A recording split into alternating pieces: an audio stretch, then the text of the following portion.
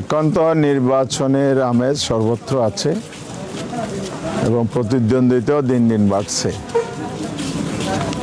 জনমত মেরুকরণ হচ্ছে। প্রতিদ্বন্দ্বীর জায়গায় যারা নির্বাচনে জনগণের ভোটে জিতবে না মনে করছে, জনগণের প্রতি আস্থা রাখতে পারছে না, তারা এখন সহিংসতার পথ বেছে নিয়েছে। এই ঘটনা দুটি সহ সারা দেশের নির্বাচনী পরিবেশ যে সহিংস রূপ নিচ্ছে তার প্রমাণ।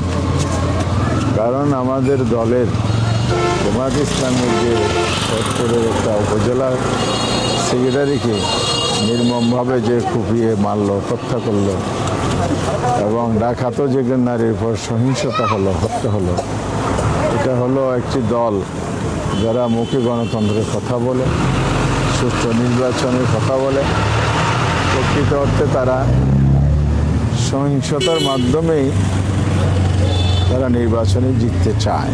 এটাই এই ঘটনা প্রমাণ করে। আমি এই ঘটনাগুলো তীব্র নিন্দা জানাই।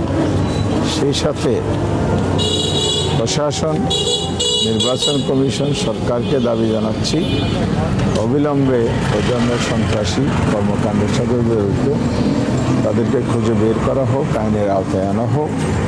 কারণ সহিংসতা বা হত্যাকাণ্ড এগুলি বন্ধ না হয় তাহলে সারা দেশে সন্ত্রাসী কর্মকাণ্ড আরও ছড়িয়ে পড়বে, সন্ত্রাসীরা উৎসাহিত হবে।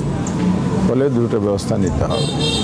আর জনগণকে আহ্বান জানাবো তারা যেন এই ধরনের হত্যাকাণ্ড, সন্ত্রাসী কর্মকাণ্ডের বিরুদ্ধে প্রতিরোধ গড়ে তোলে। যেখানেই সন্ত্রাসীরা জোরপূর্বক দমন নীতির মাধ্যমে মানুষের ভোটাধিকার কেড়ে নিতে চায়, অতীতে যারা এরকম ভোটাধিকার কেড়ে নিয়েছিল তাদের বিরুদ্ধে যেভাবে প্রতিরোধ গড়ে উঠেছে জুলাই অভ্যুত্থানের মাঝে, সেই চেতনা ধারণ করে প্রতিরোধ যেন গড়ে তোলে। আর আমরা নির্বাচন সঠিক সময় এটা চাই, সুষ্ঠু হোক এটা চাই। সুষ্ঠু নির্বাচনের জন্য সুষ্ঠু পরিবেশ চাই। সুষ্ঠু পরিবেশ যদি সরকার দিতে ব্যর্থ হয় তাহলে সরকারকে দায়ভার নিতে হবে।